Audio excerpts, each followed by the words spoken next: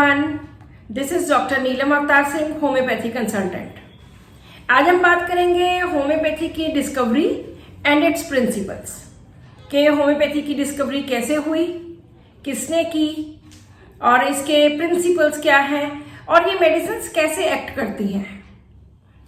Homeopathy की discovery doctor Samuel Christian Friedrich Hahnemann, जो एक जर्मन फिजिशियन थे, उन्होंने की। वो उस टाइम में एमडी उन्होंने की हुई थी इन एलोपैथिक सिस्टम। उनको उस टाइम की इन ह्यूमन प्रैक्टिसेस, जो उस वक्त में प्रैक्टिसेस हुआ करती थी एलोपैथी में, वो बिल्कुल भी उनको पसंद नहीं थी। तो उन्होंने ट्रांसलेशन स्टार्ट कर दी। तो एक बार ट्रांसलेट करते करते कूलेंस मटीरिया मेडिका वो ट्रांसलेट कर रहे थे इन जर्मन लैंग्वेज। तो करते करते उन्होंने क्या पढ़ा कि उसमें लिखा है कि सिंकोना बार्क, जो सिंकोना नाम के ट्री की बार्क है, उससे मलेरिया ठीक होता है क्योंकि इसका टेस्ट बिटर होता है। तो डॉक्टर हैनीमैन के मन में आया कि बहुत सारी ऐसी चीजें हैं जो बहुत बिटर हैं, लेकिन वो तो ठीक नहीं करती मलेरिया को। तो इट मीन्स के रीजन कुछ और होना चाहिए। उन्होंने इसको एक्सपेरिमेंट करना चाहा। उन्होंने सिंकोना बार्क ली, उसको कुछ दिन, एक हफ्ता थोड़ी थोड़ी करके लेते रहे और एक हफ्ते के बाद उनमें मलेरिया फीवर जैसे ही shivering and fever and joint pains ये सब स्टार्ट हो गया। तो उन्होंने सोचा कि इसका मतलब है कि सिंकोना की जो बार्क है वो मलेरिया को इसलिए ठीक करती है क्योंकि वो एक हेल्दी ह्यूमन बीइंग में वैसे ही सिम्टम पैदा कर सकती है। फिर उन्होंने ये एक्सपेरिमेंट अपनी फैमिली पे किया। उन्होंने अपने घर वालों को सिंकोना बार्क दी और जब उन्होंने भी 5-7 दिन मेडिसिन ली और उनमें भी वही मलेरिया जैसे सिम्टम्स पैदा हो गए, तो उनको कंफर्म हो गया कि ये तो पक्का है कि बिटरनेस की वजह से सिंकोना जो है वो मलेरिया फीवर ठीक नहीं करती, बल्कि ये एक हेल्दी ह्यूमन बीइंग में वैसे ही लक्षण पैदा करने में सक्षम है जैसे कि ये ठीक कर सकती है जो मलेरिया में पाए गए थे। सो यहां से उन्होंने एक बहुत बड़ी डिस्कवरी उन्होंने की जिसका नाम था होम्योपैथी। इसका प्रिंसिपल था similia similibus curentur, like treats like, let like be treated by like. के जो चीज सेम नहीं था, इनका प्रिंसिपल सिमिलर के ऊपर बेस था। डॉक्टर हैनीमैन ने अपनी जिंदगी में बहुत सारी अबाउट 90 के करीब मेडिसिन उन्होंने प्रूविंग की हेल्दी ह्यूमन बीइंग्स पे, अपने ऊपर, अपने फैमिली पे, अपने फ्रेंड्स पे, इन सब पे। इसके जो बेसिक प्रिंसिपल्स हैं, सबसे पहला प्रिंसिपल है प्रिंसिपल ऑफ सिमिलर्स, कि जो भी सिमिलर मेडिसिन है, हम क्यों टैली करते हैं सिम्टम्स को, सिर्फ वो मेडिसिन आपको ठीक करने में सक्षम है जो मेडिसिन एक हेल्दी ह्यूमन बीइंग में वैसे ही सिम्टम्स पैदा करने में सक्षम होती है। सो ये फर्स्ट प्रिंसिपल है, principle of similars. Second principle है प्रिंसिपल ऑफ मिनिमम, कितनी डोज देनी चाहिए, कितनी पोटेंसी देनी चाहिए, कितनी मात्रा देनी चाहिए दवाई की। इसके लिए उन्होंने लॉ ऑफ मिनिमम इजाद किया। लॉ ऑफ मिनिमम मीन्स कि बहुत हल्की मात्रा में, उतनी मात्रा जितनी से वो उस पेशेंट को पूरी तरह उसकी मॉर्बिड कंडीशन को, उसकी बीमारी वाली कंडीशन को कवर कर सके। इसके लिए कोई ऐसे हार्ड एंड फास्ट रूल नहीं है। कुछ लोग 30 पोटेंसी यूज करते हैं, कुछ 200 पोटेंसी, कुछ 1 एम। सबके अपने अपने, सभी ने अपनी प्रैक्टिस के अकॉर्डिंगली या कुछ प्रूविंग्स उनकी क्लिनिकल एक्सपीरियंस के अकॉर्डिंगली उन्होंने बनाया है कि अगर इस तरह का पेशेंट है तो इस तरह की मेडिसिन इतनी उसमें देंगे, like this. So second principle है लॉ ऑफ मिनिमम डोज, कम से कम दवाई देनी है, बहुत कम मात्रा में दवाई देनी है। लॉ ऑफ इंडिविजुअलाइजेशन जो इसका बहुत बड़ा प्रिंसिपल है होम्योपैथी का। इंडिविजुअलाइजेशन मीन्स कि हर पेशेंट अलग तरह का होता है, उसकी पर्सनैलिटी बिल्कुल डिफरेंट होती है दूसरे पेशेंट से, तो उसको जो मेडिसिन मिलेगी वो उसकी पर्सनैलिटी के अकॉर्डिंगली, उसके फिजिकल, उसके मेंटल सिम्टम्स के अकॉर्डिंगली ही मिलेगी। सपोज करो हमारे पास फीवर के 10 केस आते हैं। अगर हम एलोपैथी की बात करें तो एलोपैथी में हर पेशेंट में पैरासीटामोल काम करेगी 8-10 घंटे के लिए, 6 घंटे के लिए, जितने देर भी उसका इफेक्ट रहेगा वो उसका फीवर उतारेगी। लेकिन होम्योपैथी में ये सब सिम्टम्स के ऊपर है। अगर आपके सिम्टम्स टैली करते हैं आर्सेनिक से तो आपकी मेडिसिन आर्सेनिक होगी, अगर वो एकोनाइट है तो वो एकोनाइट होगी। सो 10 डिफरेंट फीवर के केसेस में 10 डिफरेंट मेडिसिन हो सकती हैं। This is law of individualisation. इसमें ऐसा नहीं है कि हर पेशेंट आएगा तो हर पेशेंट को हमने आर्सेनिक देनी है या हर पेशेंट को हमने एकोनाइट देनी है, ऐसा नहीं होता। So this is a very important principle of homeopathy. This is law of individualisation. बहुत सारे लोग हमें कहते हैं कि आप प्रेस्क्रिप्शन क्यों नहीं देते हमें, क्योंकि इसमें भी यही इसी चीज पे डिपेंड करता है। सपोज करो हम आपको एक प्रेस्क्रिप्शन दी है कि हमने आपको एक मेडिसिन की 1000 की 1 ml की एक डोज दी है और हमने आपको लिख के दे दिया। हो सकता है कि आप नेक्स्ट टाइम हमारे पास आने की बजाय आप केमिस्ट के पास जाएं और वो आर्सेनिक एल्बम 1 ml की एक बॉटल ले लें कि रोज मैं यही ले लेता हूं, क्यों डॉक्टर के पास बार बार जाना है। सो ऐसे होम्योपैथी में ऐसा नहीं होता। हो सकता है हमने आर्सेनिक की सिर्फ एक ही डोज देनी हो आपको, हो सकता है वो हमने 15 दिन के बाद रिपीट करनी हो या 1 मंथ के बाद रिपीट करनी हो। तो इस तरह से हम कभी भी पेशेंट को मेडिसिन लिख के देना नहीं चाहते। इसमें कोई हमारी सीक्रेसी वाली बात नहीं है कि हम बताना नहीं चाहते, क्योंकि होम्योपैथिक मेडिसिन अगर आपने वो दवाई बार बार 1000 में या चाहे 200 में किसी भी पोटेंसी में आपने वो आप बार बार लेते हो तो ये मेडिसिन अपनी प्रूविंग स्टार्ट कर देती है। और प्रूविंग कई बार इतनी ज्यादा स्ट्रांग होती है कि उसको जनरल मेडिसिन से, हमारी मेडिसिन से, इवन एलोपैथी से भी हम ठीक नहीं कर सकते। ये तो एक एनर्जी है जो आपके अंदर जा रही है। सो इसलिए कभी भी होम्योपैथिक डॉक्टर को कंसल्ट किए बिना कोई भी आप दवाई रिपीटेडली नहीं ले सकते। ये यहाँ पे प्रूविंग हो जाती है जो कि बहुत ज़्यादा डेंजरस हो सकती है फॉर पेशेंट, और इसलिए हम कभी भी पेशेंट को मेडिसिन लिख के देना नहीं चाहते। होम्योपैथी सिस्टम में बहुत सारी तरह की चीज़ें नोट करनी पड़ती हैं। एक पेशेंट, हम एग्जाम्पल लेते हैं, एक पेशेंट बोलता है कि डॉक्टर साहब मेरे तो आप सारे टेस्ट करवा लो।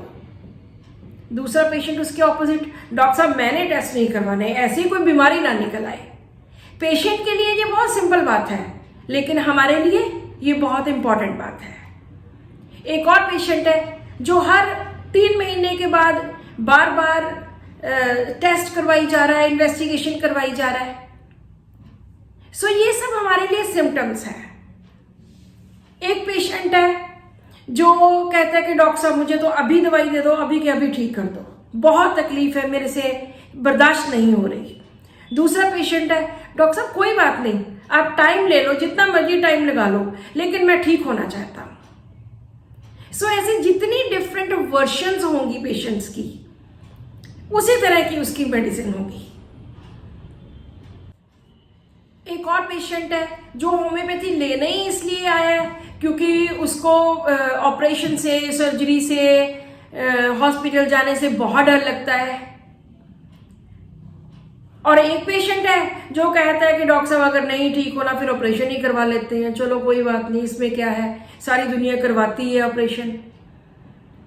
एक पेशेंट है उसको सेहत की, बीमारी की बहुत ज्यादा चिंता रहती है और वो बहुत ज्यादा, थोड़ी सी तकलीफ को भी बहुत ज्यादा मानता है।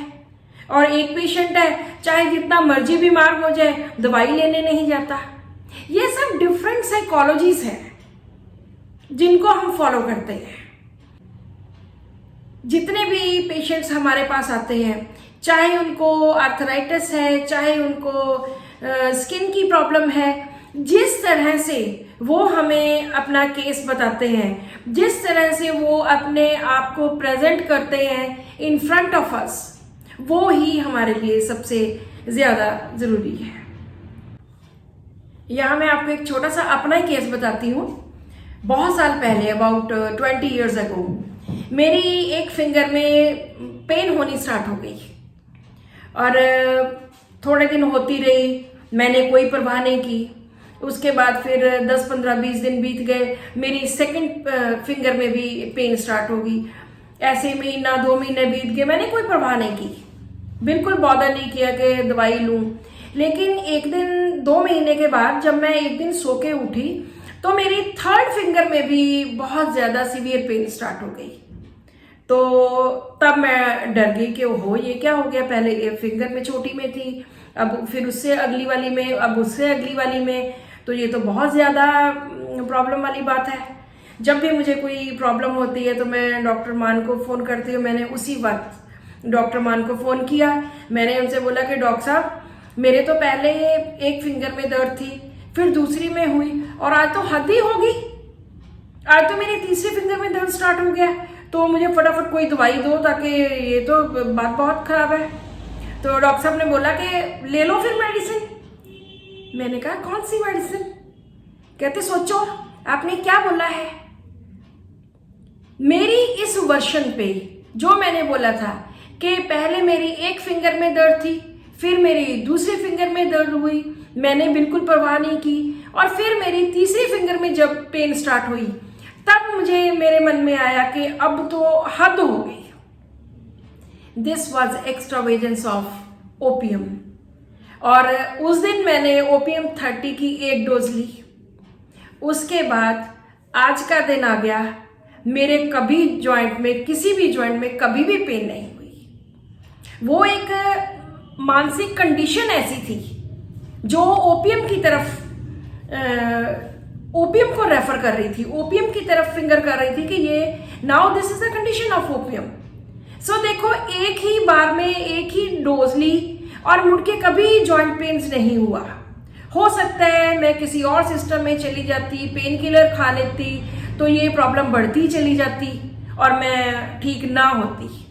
अब इसको 20 years हो गए हैं। बात तो बहुत छोटी सी है, लेकिन मेरे लिए तो बहुत बड़ी बात है कि हो सकता है कि मेरी ये आर्थराइटिस की प्रॉब्लम स्टार्ट होनी थी या कोई भी प्रॉब्लम स्टार्ट होनी थी, लेकिन हो गई ठीक।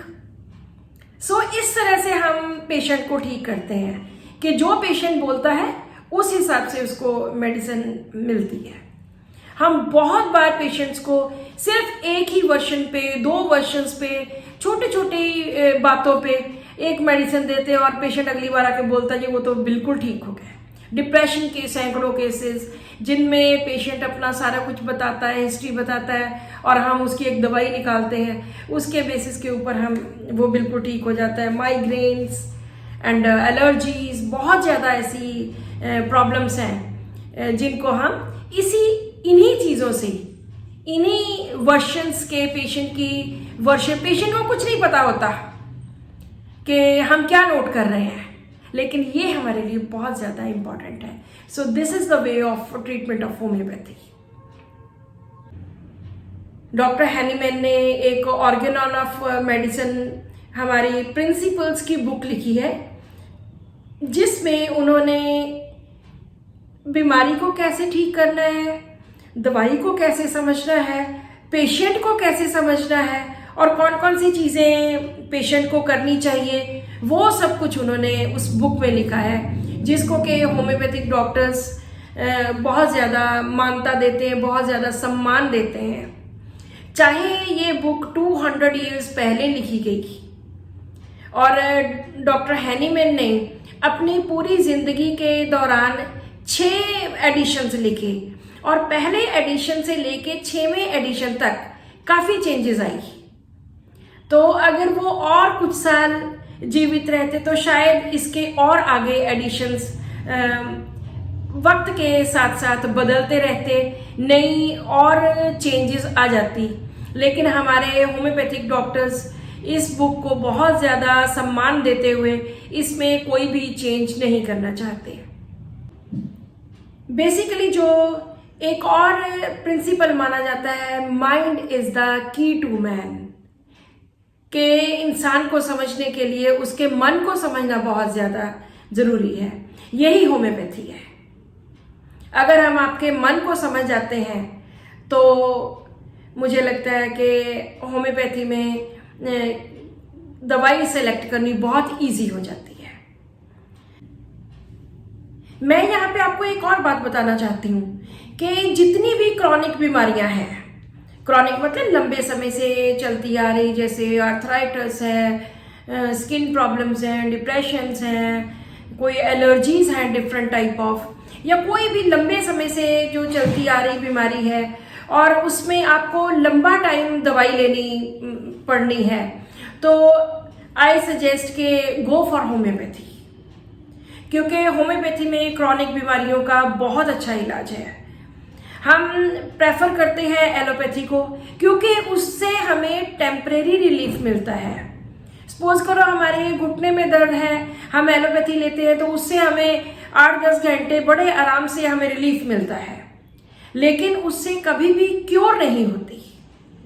होम्योपैथी में चाहे आपकी तकलीफ महीना 2 महीने लेट ठीक हो, लेकिन होती परमानेंट है, क्योंकि होम्योपैथिक दवाइयाँ बीमारी को पूरी तरह ठीक करने में सक्षम होती हैं। हम किसी भी बीमारी को दबाते नहीं हैं, हम बीमारी को प्रॉपरली क्योर करते हैं। इसलिए जब भी आपको कोई क्रॉनिक प्रॉब्लम है, ठीक है आपने कोई पेन किलर लेना है, आप ले सकते हो थोड़ा बहुत, लेकिन हमेशा प्रेफर करो कि ऐसी बीमारियों में आप होम्योपैथी लो ताकि आप पूरी तरह ठीक हो सको। आज की वीडियो में बस इतना ही। अगली वीडियो में किसी और टॉपिक को लेके उसके बारे में डिस्कस करेंगे। Thank you for watching my video. Thank you so much.